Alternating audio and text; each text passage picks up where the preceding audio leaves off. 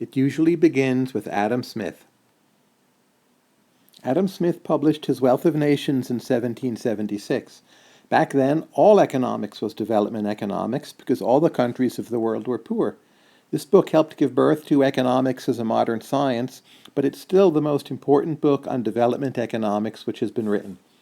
It's hard to get a handle on Smith's book because it's so wide-ranging, and so much of the economics we know has come from that book, either directly or indirectly. So rather than try to cover everything which is in there, which would take a course of its own, let's look at just a few highlights.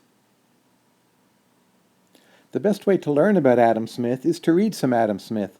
Fortunately, The Wealth of Nations is online for free, and you can Google to it very easily. If you're interested in development economics, there are 3 sections in particular I think you should read. The first of those is Book 1, Chapter 1, of the Division of Labor. This is Smith's famous discussion of the pin factory, and he puts forward his well-known maxim, division of labor is limited by the extent of the market. As the size of a market grows larger, individuals can specialize more, they become more productive, production becomes more diverse, and this increase in productivity spurs economic growth, which in turn makes the size of the market yet bigger, which in turn leads to further division of labor and specialization. This is a key idea behind a lot of modern theories of development, including increasing returns to scale and the big push. The second section I would like to recommend is titled How the Commerce of the Towns Contributed to the Improvement of the Country, Book 3, Chapter 4. If you read that chapter of Smith, and then you read modern development economics, say circa 1950-1960, it's striking actually how much more advanced and sophisticated Smith's discussion is. The profession in, say, 1960 was still struggling to catch up to the insights embedded in Wealth of Nations. Perhaps my favorite section of Wealth of Nations is Book 4, Chapter 5, Part 2. That's called Digression Concerning the Corn Trade and Corn Laws, and this is all about the price system. It's about how prices allocate resources, it's about how prices limit famine, it's about how speculators encourage corn and food more generally to be allocated to the times of the greatest need. It's probably the most important and most seminal description of the price system that any economist has written. When Alex and I wrote, "A price is a signal wrapped up in an incentive," in our principles text, we were really drawing upon this section from Adam Smith.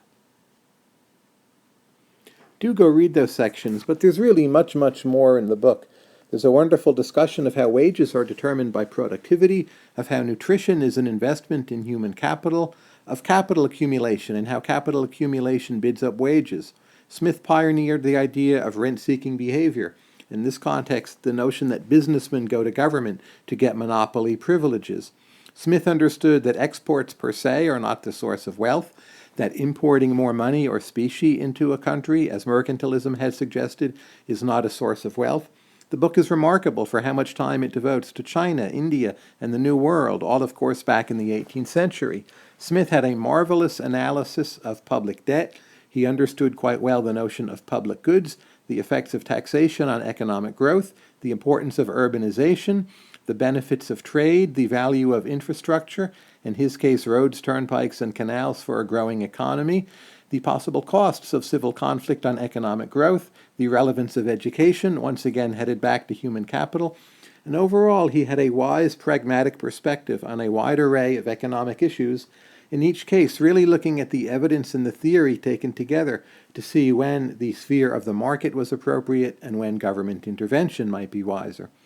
Overall, what's so wonderful about Smith's book is not just its coverage of all these topics, but his vision of how they added up to an integrated whole, which became economics and also development economics, and the way in which he analyzes economic issues on a variety of different levels.